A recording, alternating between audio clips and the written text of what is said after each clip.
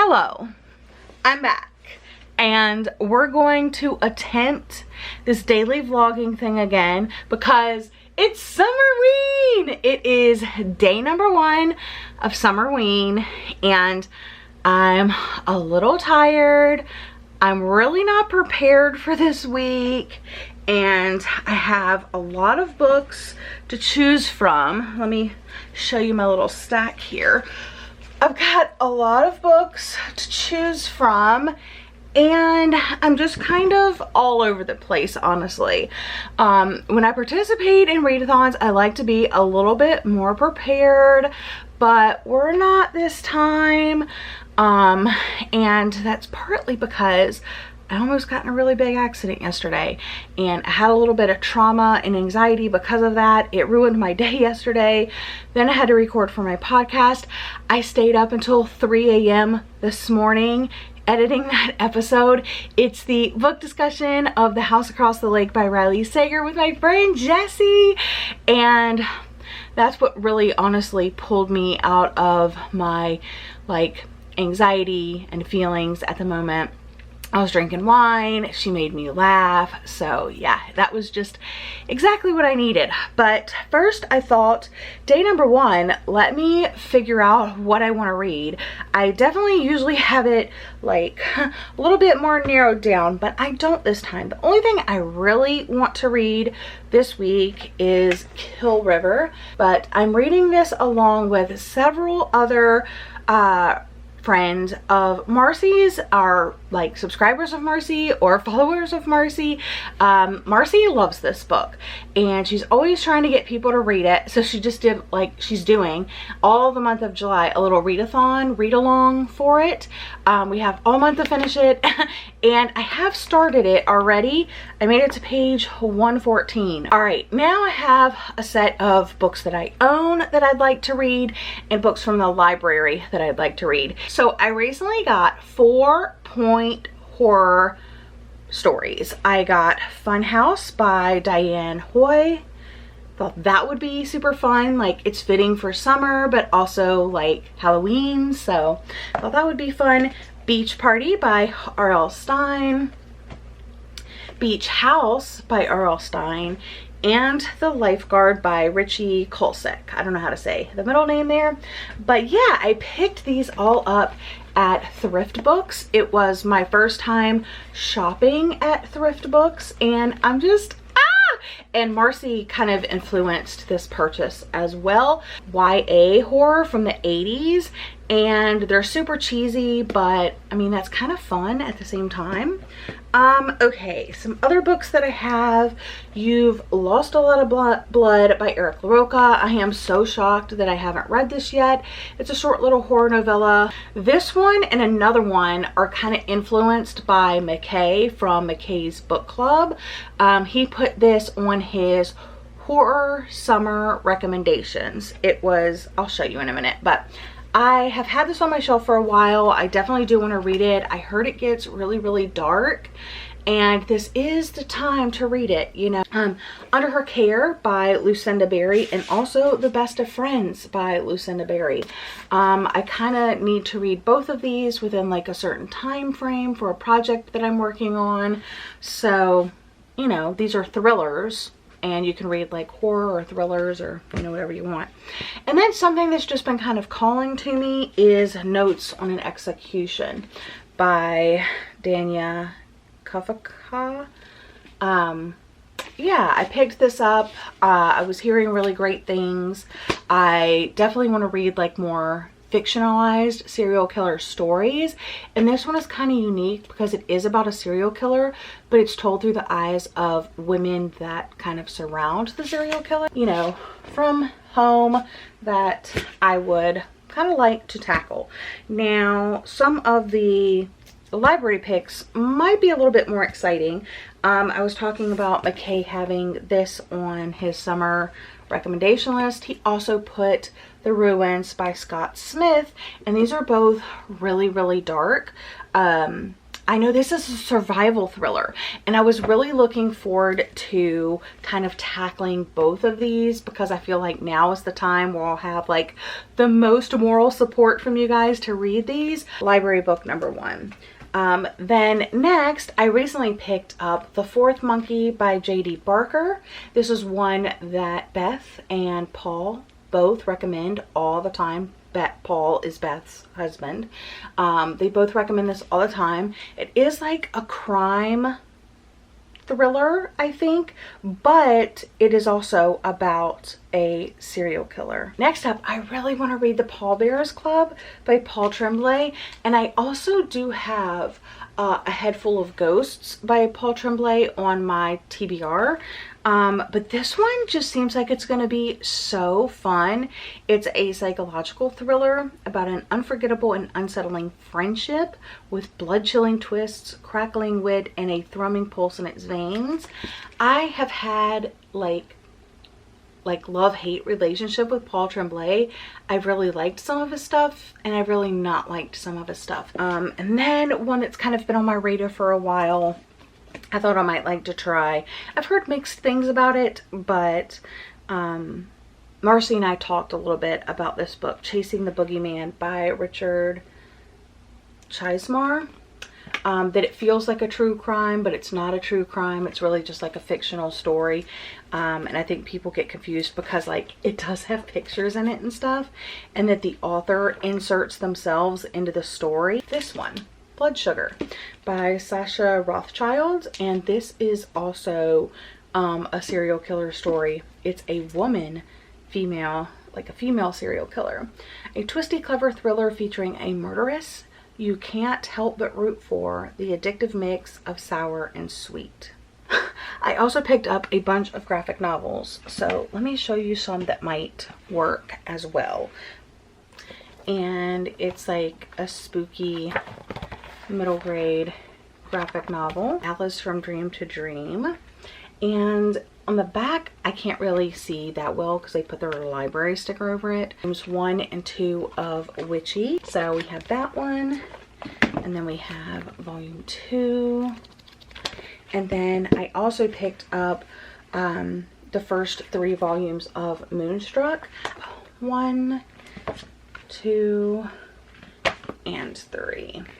So yeah, you can see that I'm just kind of all over the place and I really don't know what to read, but I'm gonna drink my coffee and we can figure it out. We'll figure out what I'm gonna read. Maybe I should just, you know, dive into Kill River today and then have you guys let me know what else you would like to see me read all week. Maybe that's the plan. Maybe this, maybe a graphic novel. I think I just made the plan, you guys. So, all right, I'm gonna drink my coffee and then I'll update you when I figure out exactly what I'm reading and all of that stuff. But I'm gonna need your help to figure out the plan for the rest of the week.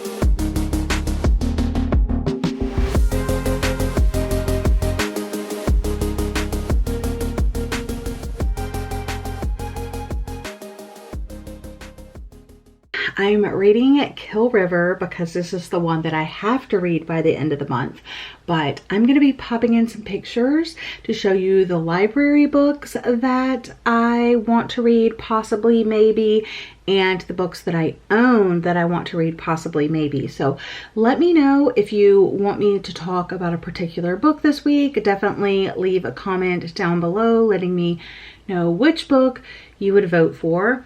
to talk a little bit about this. This is a group of teenagers that are at a summer camp, but they decide to sneak away. And then when they sneak away, they take a raft down this river, and they're hoping to find this road, then they can catch a ride home and spend the summer at home instead of at this summer camp, because they're on the like older end of the age, and they're just kind of bored of the summer camp and would rather spend it at home with their friends. So yeah, they sneak out. It's a lot about their adventure. It starts with them at the summer camp. There's a large portion of them like actually sneaking out and going down the river and stuff like that. But I think they end up at like an amusement park or a water park. That's what it is. A mysterious water park. So they just got to the water park, and I'm on page 134. It's very 80s. It's very nostalgic in that way, but it's also like got a lot of problematic language and, you know, stuff like that. I think that when you go into books like this, you just have to almost expect it in a way. Like, I don't know how else to say it, but I am enjoying it. But now that they're at the water park, I think it's really gonna pick up, and I'm really, really excited. But I did quickly want to talk to you guys about daily vlogs. I am going to do my best to daily vlog. I might end up combining some days. Not really sure, because this weekend I have to get my mother-in-law's house ready for some company that's coming in town. And then next week the company is actually coming in town. It's actually my brother-in-law, his wife, and 3 kids. They're coming in from out of the country. They live in Denmark, the country, and they're in Florida right now doing a little bit of relaxing, and then they're gonna come up here. So yeah, I don't get to see them very often. I haven't seen them in at least 5 years probably, because of like, you know, the pandemic and stuff, and travel restrictions, and they are out of the country and all of that. So I really do want to just like soak in the time with them when I have it. So if things are a little sporadic, if I end up combining days and stuff like that, we're just gonna roll with it. But hopefully today will be its own separate vlog, so you can help me pick what else I'm gonna be reading, and we'll take it from there.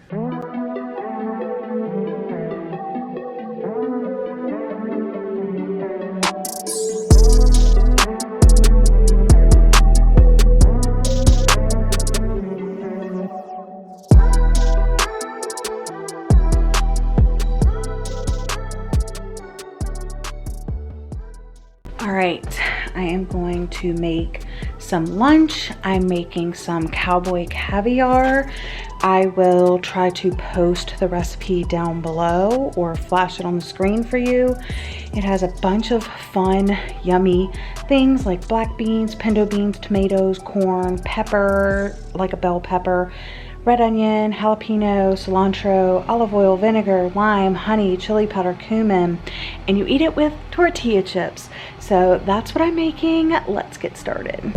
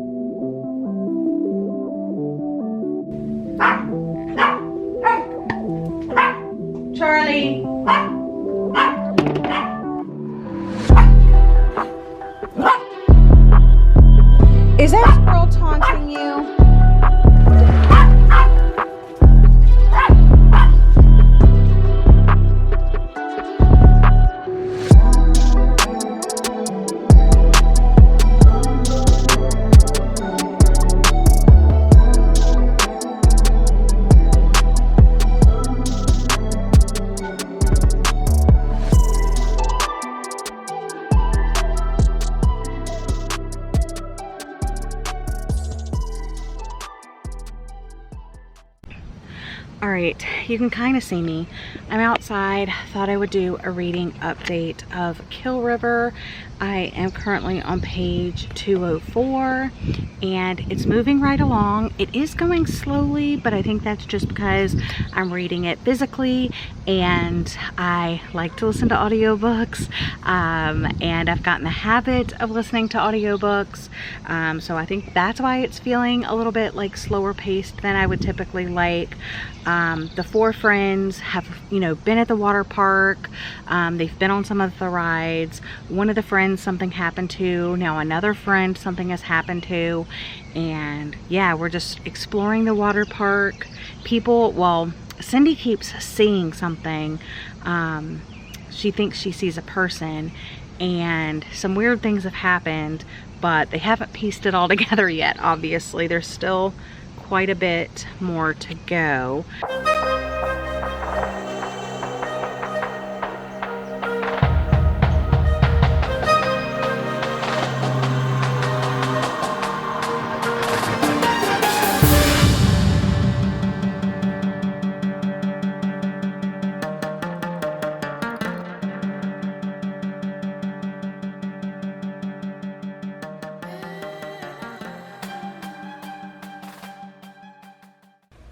Look at that little face, you guys.